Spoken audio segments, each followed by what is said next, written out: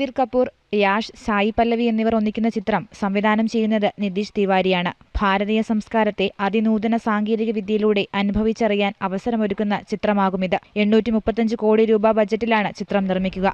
ഐമാക്സിൽ ചിത്രീകരിക്കുന്ന സിനിമ 2 ഭാഗങ്ങളിലായാകും പ്രേക്ഷകരിലേക്ക് എത്തുക.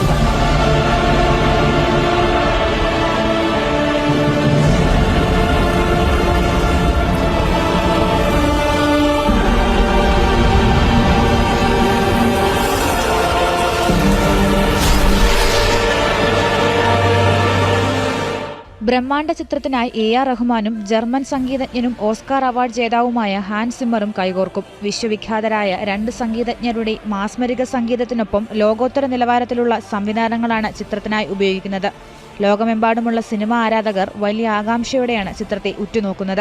രൺവീർ കപൂറാണ് ചിത്രത്തിൽ ശ്രീരാമനായി എത്തുന്നത്. സായി പല്ലവി സീതയാകും. യാഷാണ് രാവണനായി എത്തുക.